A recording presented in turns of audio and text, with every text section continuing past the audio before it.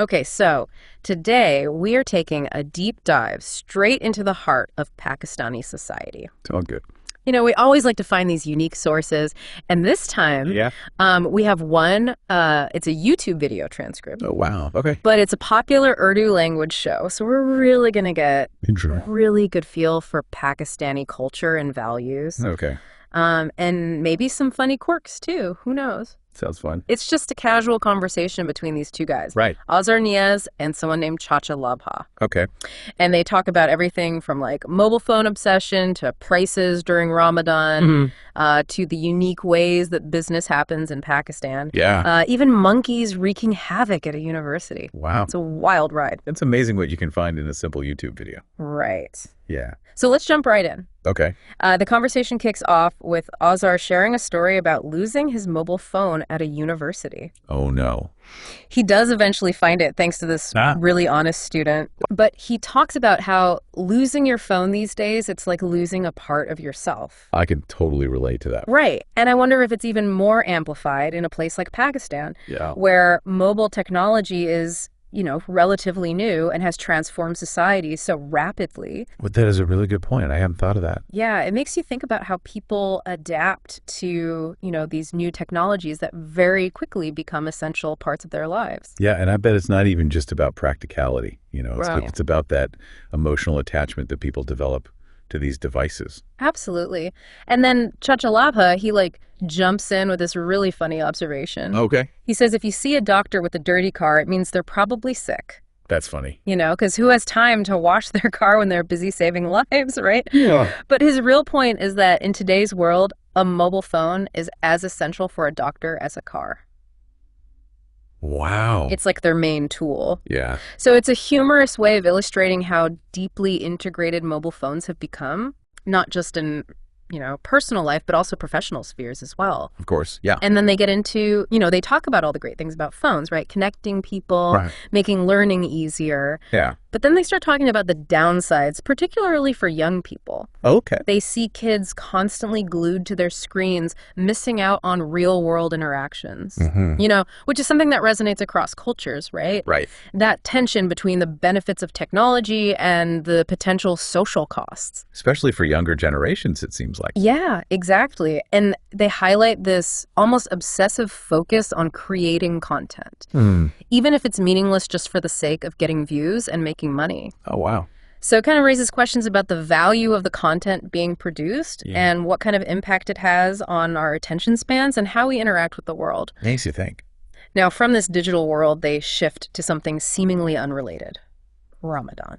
Okay. And they start talking about this fruit seller who's trying to get rid of some less than perfect bananas and promises that better ones will be available during Ramadan. Huh. Interesting. Yeah, it's interesting because you'd think prices would go down during Ramadan. Right, because it's a time for, charity and generosity and all that. Exactly, but they point out that ironically prices actually tend to increase. Oh, wow. So it's almost like this commercialization of a religious event which contradicts the very spirit of the month. Yeah, I see what you mean. And they highlight how hoarding goods and raising prices is actually against Islamic principles. Okay, so they bring up this sort of hypocrisy. Yeah, and this theme of hypocrisy comes up again and again throughout the conversation. Interesting. They even shared this small anecdote about people just hanging out in public squares, despite a saying by the Prophet Muhammad that discourages it. Oh, wow. So it might seem minor, but it shows these interesting disconnects between religious teachings and everyday behaviors. I see. And then the conversation moves to business practices, and we see some really interesting cultural differences. Like what? Well, for instance, they compare that Western, sell to clear approach to this tendency in Pakistan to hold on to old stock, even if it means losing money. So it's a different mindset towards business. Yeah. Reflecting maybe, different values around resource management. Could be. Or even perceptions of time. Yeah, that's fascinating. And Azhar shares this funny story about a shopkeeper trying to convince him to buy way more tomatoes than he needs. Oh, gosh. It's like this playful back and forth, a negotiation that's almost part of the cultural experience. Yeah, it's all about the interaction, it seems like. Right, and they contrast this with a historical example of a Muslim trader who was known for his honesty. Interesting. Before even mentioning the good qualities of his merchandise, he would point out any flaws. Wow. which highlights the importance of honesty in business, which is a core value in Islam. Yeah. So it makes you wonder, are these values fading or are they just expressed differently now? Yeah, that's a good question. Now, remember that fruit seller we talked about?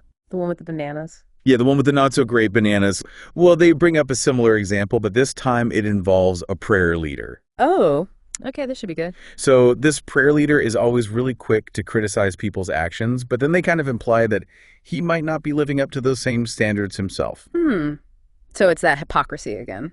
Exactly. And it also touches on this idea of judgment and self-righteousness. Yeah. You know, it's easy to see the flaws in others, but not so much in ourselves. Oh, for sure. It's human nature, I think. Right. And then they share this story about a TV personality who was publicly shamed for watching TV during Ramadan, Oh, wow. which again highlights that judgmental attitude that they see in society. Interesting. But then they contrast that with this story about the Prophet Muhammad and how he corrected someone who was staring at women. Okay. And he did it in this really gentle way, emphasizing kindness and understanding. So a very different approach. Right. It makes you wonder if something's been lost in translation over time or if it's just, a shift in social norms. Could be both. Yeah, and then there's a story about a cameraman who was discreetly advised to get married. Really? Yeah, not in like a forceful way, but just as a suggestion to help him avoid any, potential impropriety. So it's not just about personal fulfillment. Right. It's also seen as a way to build a stable family and even prevent sin. Okay. And then just to lighten the mood, they shift gears completely and start sharing all these like lighthearted anecdotes. Oh, fun. Yeah, things that give you a glimpse into everyday life in Pakistan. I love those. Like there's this one about a guy on the train who keeps opening and closing a window, but there's no glass pane. Wow. So he's just like letting all the air in. That's hilarious. It's those little absurdities that we can all relate to. Totally. And then they reminisce about sleeping on rooftops during summer nights. Oh, it sounds nice. Yeah. Azhar describes it so vividly, the sound, the feeling of impending rain, the chaos when the downpour finally hits. I can almost picture it. And get this, someone mistook their sleeping friend for a rolled up mattress up there. Oh my gosh. It's the kind of story that probably gets passed around and embellished over time. I bet. And then there's the story about this guy who shaved his beard for some quick cash, only to regret it when it grew back all patchy and weird looking. Oh no. So it's funny, but it also shows how important beards are in some cultures. Yeah, it's tied to, cultural values and personal identity. For sure. Okay, speaking of different cultures, remember those bizarre news stories from around the world? Oh yeah, what else do they talk about? Well, they mentioned this campaign in the Philippines that offered rewards for catching and turning in mosquitoes. Really? Wow. Yeah, it shows how desperate people are to combat those mosquito-borne illnesses. That's true. And then there's the story about a monkey causing a nationwide power outage in Sri Lanka. A monkey? Yeah, just by wandering into a grid station. How is that even possible? I know, right? It makes you think about how vulnerable our systems can be. And then there's this story about a Japanese woman who was so lonely she considered committing a crime just to go to jail. Oh, wow. That's sad. I know it's heartbreaking, but it highlights that, human connection is so important. It really is. And then Azhar brings it back to those carefree summer nights on the rooftop. Oh, okay. He talks about his village, the sense of community, the simple joys of life, Kind of idyllic. It is, and it's a nice way to transition back to that theme of hypocrisy. Because now they start talking about the Jewish Sabbath. Or Shabbat. Yeah, Shabbat. And it seems random at first, but they actually use it to talk about the similarities between Muslims and Jews. Interesting. So it seems like a total shift in topic, but they use it to talk about the similarities between Muslims and Jews. Okay, how so? Well, Azhar, he mentions a hadith, a saying attributed to the Prophet Muhammad that states that Muslims will do everything that previous nations did, both good and bad. That's interesting. Yeah, it's kind of humbling, right? Like acknowledging that no one group has a monopoly on righteousness. For sure. And then they bring it right back to that hypocrisy thing. Yeah. Pointing out how, both Muslims and Jews might claim to be chosen people destined for paradise, but their actions don't always reflect that belief. Right. It's one thing to say it and another to actually live it. Exactly. And I think their point is to encourage people to be more self-aware and humble in their faith, Makes sense. to focus on your own actions and intentions rather than judging others. It's a good reminder for all of us, I think. It is, and it ties back to that story about the Prophet Muhammad's gentle approach, Right. It's about guiding people towards righteousness with Compassion and understanding, not harsh judgment. Much more effective in the long run, I'd say. Yeah, and then they share another story about a man who was criticized for watching TV during Ramadan. There's that judgment again. Right. It's like we all have our moments of weakness. Of course, nobody's perfect. Exactly. And I think their point is that true piety isn't about outward appearances or strict rules. Right. It's about inner transformation and genuine compassion. Well said. So as we wrap up this deep dive, I keep thinking back to some of those funny little anecdotes they shared, like that one about someone mistaking their sleeping friend for a rolled up mattress. Oh my gosh, yes. It's so funny. It's those little moments of humor that make a culture come alive. Totally. And it reminds us that, people everywhere share similar joys and experiences. Right, even if their lives and cultures seem very different on the surface. Exactly. We have more in common than we think. And then there's that story about the guy who shaved his beard for money. Oh, yeah. And regretted it later. It's funny, but it also shows how important beards are in some cultures. Yeah, it's not just about appearance. It can be tied to deeper values. Absolutely. And they end on this thought-provoking note about how some people see prison as a refuge. Really? Yeah, like free food shelter, no bills to pay. Wow, that's a pretty bleak outlook. It is, but it speaks to those socioeconomic realities that many people face. Yeah, and it brings us back to that theme of hypocrisy, Right, the gap between ideals and reality. It's something to think about for sure.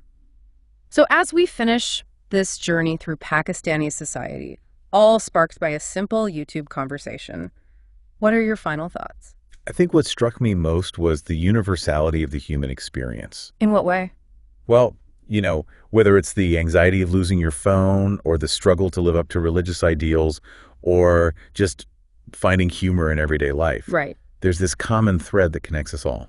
I agree. It's a powerful reminder that even in a world that feels increasingly divided, we share more in common than we realize. And sometimes the most unexpected sources can offer these profound insights into the human condition. That's a great point. Yeah. So the next time you're listening to a seemingly mundane conversation, pay attention. You never know what you might discover. Exactly. Well, thanks for joining us on this deep dive, and we'll see you next time for another fascinating exploration.